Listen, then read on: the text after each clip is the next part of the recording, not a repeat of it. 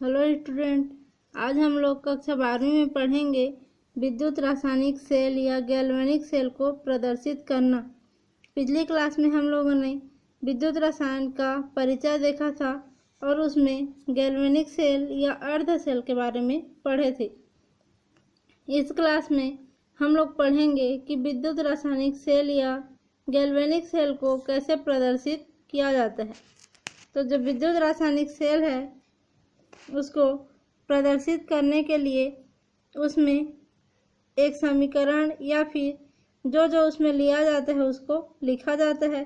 तो सबसे पहले हम लोग अपनी बाईं हाथ की तरफ एनोड को लिखते हैं और दाईं हाथ की तरफ कैथोड को लिखते हैं। अब एनोड को लिखेंगे तो एनोड में जो भी छड़ हम लोग लेते हैं ठोस छड़ के रूप में उसको लिखते हैं पहले, और उसमें जो उसकी स्थिति माने अवस्था को लिखते हैं। तो सॉलिड रूप में लिए हैं तो एस लिखते हैं। उसके बाद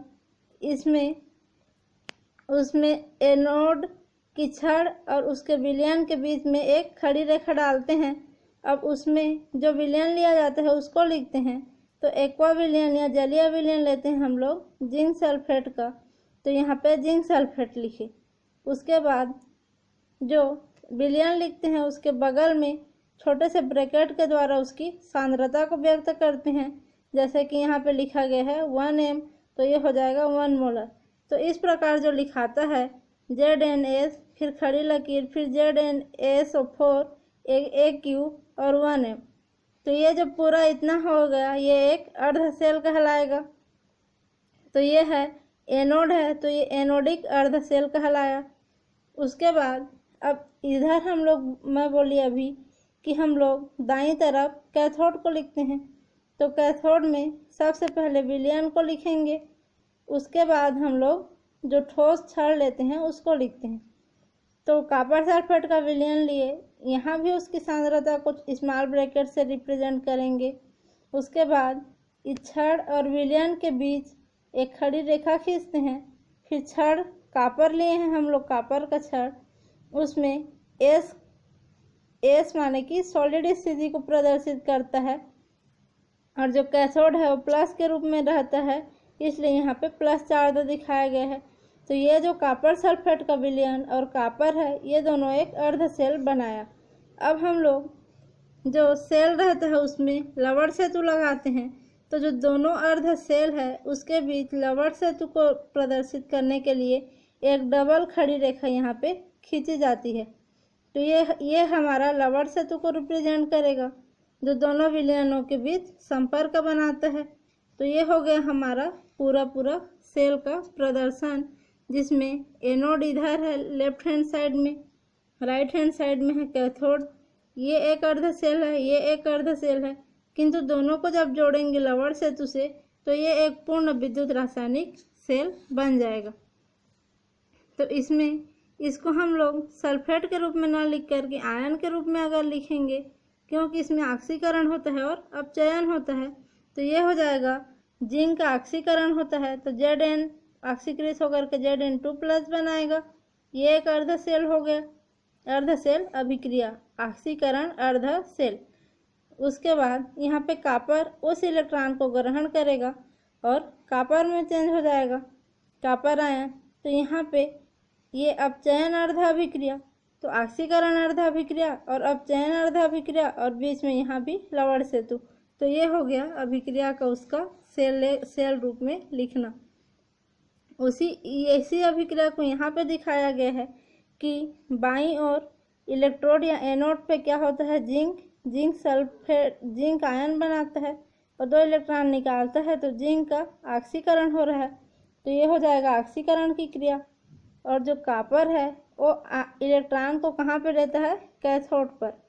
तो कैथोड पर कॉपर में चेंज हो जाता है, 2 धन आयन को 2 इलेक्ट्रॉन लेगा तो 2 धन आयन गायब हो जाएगा, तो ये हो जाएगा अपचयन अर्ध क्रिया। इसको पूरा लिखेंगे तो ये हो जाएगा जिंक प्लस क्यूप्रिक आयन और इधर जिंक आयन प्लस कॉपर, तो ये हो गया पूरा अभिक्रिया जो कि रेडॉक्स अभिक्रिया है। उसके बाद हम लोग एक देखते हैं कि एक परिष्कृत डेनियल सेल। तो जो डेनियल सेल रहता है, परिष्कृत डेनियल सेल, उसको हम लोग एक विद्युत रासायनिक सेल है ये भी, और इसमें जो इसी प्रकार से उसको भी प्रदर्शित करते हैं सेल को। तो इसमें भी जिंक लिया जाता है, जिंक सल्फेट के विलयन में एनोड के रूप में, और जो कैथोड के रूप में है कापर लिया जाता है कापर सल्फेट के रूप में। तो इसको प्रदर्शित करने के लिए वही करेंगे, Zn फिर रेखा फिर Zn2+, फिर लवण सेतु यहाँ पे भूल गया है, लेकिन लवण सेतु 2 रेखा होना चाहिए, फिर कापर 2+ प्लस यहाँ पे प्लस चार्ज है कापर की ओर। तो ये है कैथोड और ये है एनोड। ये हो गया सेल का प्रदर्शन। उसके बाद इसकी संरचना देखते हैं। तो इसमें देखा जाता है ये है उसका स्ट्रक्चर। तो इसमें एक बड़ा सा पात्र लिया गया है, पहले उसमें क्या लिया गया है, कापर सल्फेट का विलयन, CuSO4 का विलयन है ये बड़ा बीकर के अंदर। उसके अंदर लिया गया है एक सरंध्र पात्र, माने रंध्र युक्त पात्र लिया गया है, जिसके अंदर लिया गया है जिंक सल्फेट का विलयन। और जो जिंक सल्फेट के विलयन है उसमें किसकी छड़ लगाई गई है, जिंक की छड़, माने कि जिंक सल्फेट के विलयन में जिंक की छड़ को यहाँ पर डुबाया गया है। तो ये जो छोटा वाला सरंध्र पात्र है हमारा एनोड की भांति कार्य करेगा। और यहाँ पे जो कापर सल्फेट का विलयन जिस पात्र में लिया गया है वो पात्र किसका है, कापर का है। तो ये बड़ा वाला जो पात्र है कैथोड का काम करेगा, और इसके बीच वोल्ट मीटर लगा दिया जाता है। तो ये जो पूरा स्ट्रक्चर है वो है डेनियल सेल का। तो इसमें भी जिंक में क्या होगा, ऑक्सीकरण की अभिक्रिया, माने कि जिंक से जिंक 2+ बनेगा, और कापर जो है उसमें कापर में अपचयन की क्रिया होगी। तो कापर से Cu2+ से कापर आयन से कापर सॉलिड रूप में प्राप्त होगा। तो ये है डेनियल सेल का स्ट्रक्चर। उसके बाद जो बोल्टियस सेल या गैल्वेनिक सेल हैं उसके और बहुत सारे उदाहरण हैं। ये तो हम लोग जिंक को एनोड और कापर को कैथोड के रूप में लेते थे, और उदाहरण देखेंगे तो बहुत सारे हैं, जिसे कापर का हम लोग एनोड ले सकते हैं और यहाँ पे सिल्वर का कैथोड ले सकते हैं, या फिर निकिल का यहाँ पे एनोड ले सकते हैं, यहाँ पे सिल्वर का कैथोड ले सकते हैं, या जिंक का ही हम लोग क्या लेंगे, एनोड लेंगे और यहाँ पे स्टैंडर्ड हाइड्रोजन इलेक्ट्रोड को कैथोड के रूप में ले सकते हैं। तो इन सब में भी जो अभिक्रिया होगी वैसी होगी। तो इसको भी हम लोग अभी जो देखे उसी प्रकार से सबको प्रदर्शित कर सकते हैं। आप लोग इसको बना करके प्रैक्टिस करिएगा, अगर नहीं बने तो मैसेज करके बताना। उसके बाद आगे हम लोग देखते हैं इलेक्ट्रोड विभव। तो जो इलेक्ट्रोड विभव होता है उसको जानने से पहले सबसे हम लोग जानते हैं कि जो इलेक्ट्रोड में क्रिया किस प्रकार से होती है।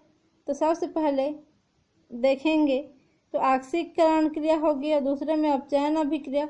तो ऑक्सीकरण क्रिया में जो ठोस रहता है वो इलेक्ट्रॉन त्यागता है और वहाँ पे धन आवेश आता है।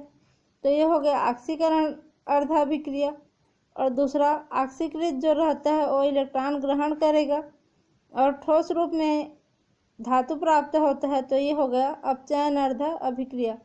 इन दोनों को मिला करके लिखेंगे तो ये हो जाएगा, पहले ऑक्सीकरण होगा अग्र दिशा में तो इस प्रकार से बनेगा, और इसी का अपचयन होगा तो ये पश्च दिशा में होगा। तो ऑक्सीकरण अपचयन दोनों को एक साथ यहाँ पे उत्क्रमणीय अभिक्रिया के रूप में लिखा गया है। तो इस प्रकार से सेल में अभिक्रिया होती है। तो यहाँ पे अगर ऑक्सीकरण होगा तो धन आयन बनता है। तो जो वहाँ का छड़ रहता है एनोड का छड़ वो धन आवेशित हो जाता है, क्योंकि वो इलेक्ट्रॉन त्याग देगा तो उसमें धन आवेश आ जाता है। और जो अपचयन होता है उसमें अपचयन कैसे होगा, पहले से वो धन आवेशित था तो उसके बाद वो इलेक्ट्रॉन ग्रहण करेगा तो उस पर ऋण आवेश आ जाएगा तो ऋण आवेशित हो जाता है। तो इस प्रकार धन आवेशित होने से या फिर ऋण आवेशित होने से एक विभव की उत्पत्ति होती है जो इलेक्ट्रोड विभव कहलाता है। तो इसकी परिभाषा हम लोग यहाँ देखेंगे। कि किसी धातु को उसके आयन के संपर्क में रखने पर इलेक्ट्रोड के इलेक्ट्रॉन त्यागने या ग्रहण करने की जो उसकी प्रवृत्ति है वही कहलाता है इलेक्ट्रोड विभव। माने किसी भी धातु को उसके जब आयन वाले विलयन के संपर्क में रखते हैं तो उसमें इलेक्ट्रॉन या तो त्यागता है, ऑक्सीकरण होगा तो, या फिर इलेक्ट्रॉन ग्रहण करेगा, अपचयन होगा तो त्यागने या ग्रहण करने की जो प्रवृत्ति पाई जाती है वही कहलाता है उसका इलेक्ट्रोड विभव। तो इलेक्ट्रोड विभव दो प्रकार के होते हैं, पहला ऑक्सीकरण विभव और दूसरा अपचयन विभव। तो ऑक्सीकरण विभव में धातु इलेक्ट्रॉन त्यागेगा और ऑक्सीकृत अवस्था में आएगा तो कहलाएगा ऑक्सीकरण विभव। जैसे कि यहाँ पे एक मेटल लिया गया है, एम मेटल को प्रदर्शित करता है सॉलिड रूप में, उसके बाद ये इलेक्ट्रॉन त्यागेगा तो विलयन रूप में Mn+ के रूप में प्लस n इलेक्ट्रॉन बाहर निकाला, इसलिए यहाँ पे n+ आवेश आया है। और यहाँ पे दूसरा है अपचयन विभव। तो अपचयन विभव में इलेक्ट्रॉन को ग्रहण करेगा तो Mn+ था तो n+ को हटाने के लिए n इलेक्ट्रॉन ग्रहण करेगा और यहाँ पे m सॉलिड रूप में आया तो यहाँ पे जो विभव आएगा वो कहलाएगा अपचयन विभव। यह हो गया। उसके बाद जो इलेक्ट्रोड विभव है उसको प्रभावित करने वाले कारक। तो इलेक्ट्रोड विभव को अनेक कारक प्रभावित करते हैं। जैसे पहला है धातु की प्रकृति, माने धातु की प्रकृति विभव को प्रभावित करेंगे कि वो अगर इलेक्ट्रॉन त्यागने वाली प्रकृति है तो वो ऑक्सीकरण विभव प्रदर्शित करेगा, और इलेक्ट्रॉन ग्रहण करने की प्रवृत्ति है तो अपचयन विभव प्रदर्शित करेगा। तो मुक्त करने की प्रवृत्ति या फिर ग्रहण करने की प्रवृत्ति अलग अलग होती है। उदाहरण के लिए अगर सोडियम में देखेंगे तो विद्युत धनात्मक धातु है, वो हमेशा इलेक्ट्रॉन त्यागने की प्रवृत्ति रखता है और किसी किसी में इलेक्ट्रॉन ग्रहण करने की प्रवृत्ति पाई जाती है। दूसरा है कि विलयन में धातु आयनों का सांद्रण। तो जो भी धातु को हम लोग किसी विलयन में डुबाएंगे तो उस विलयन का सांद्रण क्या है उस पर भी इलेक्ट्रोड विभव का मान प्रदर्शित करेगा, क्योंकि सांद्रता बढ़ने से ऑक्सीकरण विभव का मान घटता जाता है। जितनी ज़्यादा सांद्रता बढ़ती जाएगी उसमें ऑक्सीकरण की दर कम होती जाएगी और ऑक्सीकरण विभव का मान घटता जाता है। तीसरा आता है ताप का प्रभाव। तो इलेक्ट्रोड विभव पे ताप का भी प्रभाव पड़ता है, क्योंकि क्रिया को कम या अधिक करने में टेम्परेचर भी अपना भूमिका निभाता है। चौथा है दाब का प्रभाव। तो इलेक्ट्रोड विभव पर प्रेशर का भी प्रभाव पड़ता है। अगर आदर्श स्थिति में किया जाए तो कमरे के ताप और दाब को ही आदर्श स्थिति माना जाता है। उसके बाद आता है मानक इलेक्ट्रोड विभव। तो अभी तक हम लोग इलेक्ट्रोड विभव के बारे में पढ़ रहे थे। तो इलेक्ट्रोड विभव में इलेक्ट्रॉन त्यागने या ग्रहण करने की प्रवृत्ति है। अब इसमें एक शब्द आता है मानक। तो इलेक्ट्रोड विभव के सामने जोड़ा गया है मानक को। तो मानक अवस्था में जो भी इलेक्ट्रोड का विभव होगा वो कहलाएगा मानक इलेक्ट्रोड विभव। तो मानक कहने का मतलब है कि किसी भी जो विलयन लेंगे हम लोग इलेक्ट्रोड सेल में जो विलयन लेंगे उसकी सांद्रता 1 मोल प्रति लीटर होनी चाहिए। माने कि 1 लीटर में 1 मोल उसकी सांद्रता होनी चाहिए तो कहलाएगा 1 मोलर विलयन। उसके बाद जो सेल में जो गैस उपयोग होगा सेल में, उस गैस का दाब कितना होना चाहिए 1 वायुमंडलीय, और जो तापमान रहेगा वो तापमान कितना होना चाहिए 298 केल्विन या फिर 25 डिग्री सेंटीग्रेड। तो इन तीनों स्थिति में अगर किसी इलेक्ट्रोड का हम लोग किसके सापेक्ष देखेंगे, हाइड्रोजन इलेक्ट्रोड के सापेक्ष विभव देखेंगे तो वह जो विभव होगा वो कहलाएगा मानक इलेक्ट्रोड विभव। इन तीनों परिस्थितियों में किसी भी हम लोग इलेक्ट्रोड का हाइड्रोजन इलेक्ट्रोड के संदर्भ में विभव देखेंगे तो वो कहलाएगा मानक इलेक्ट्रोड विभव या स्टैंडर्ड इलेक्ट्रोड पोटेंशियल, और इसको E0 से प्रदर्शित करते हैं, या इसको इनर्ट से भी पढ़ा जाता है, E0।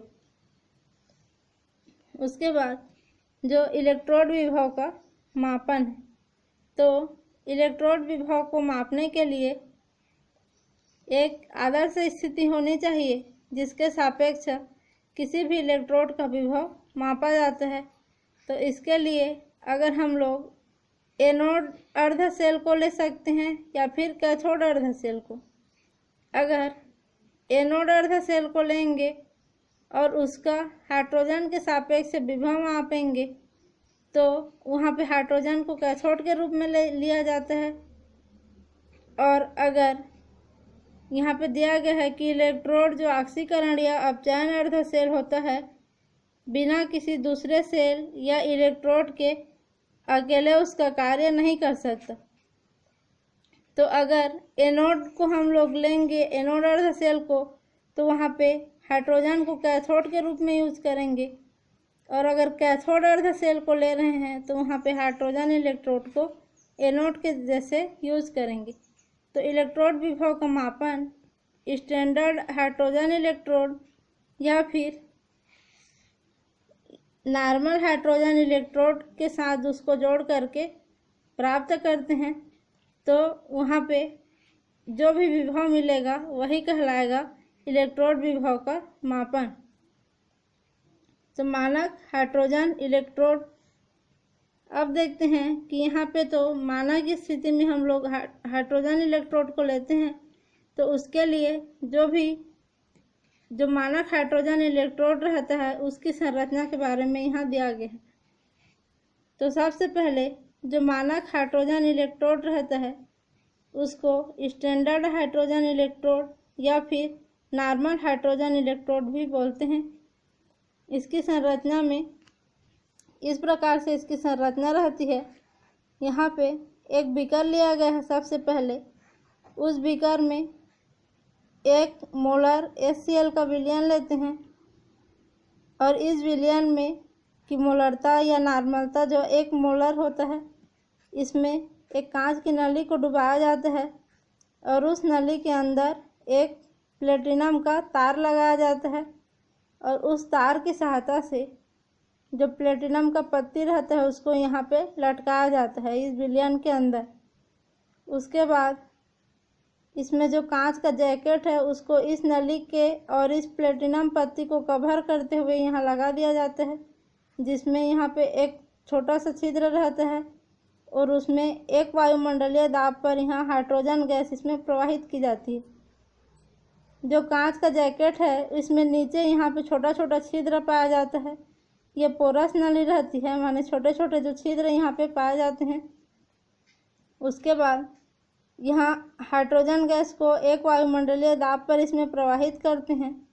प्रवाहित करने के बाद यहाँ जो प्लेटिनम का पत्ती लगा हुआ है वो उस गैस को अवशोषित करेगा कुछ गैस को, और कुछ गैस यहाँ के जो छिद्र बना हुआ है वहाँ से बाहर निकल के विलयन से होते हुए बुलबुले के रूप में बाहर निकल जाती है। तो यहाँ पे हाइड्रोजन का कुछ भाग यहाँ प्लेटिनम में अवशोषित होता है, उसी के आधार पर इसका विभव निकलता है जो स्टैंडर्ड हाइड्रोजन इलेक्ट्रोड का विभव कहलाता है। तो इसमें जो अभिक्रिया होती है वो इस प्रकार से है।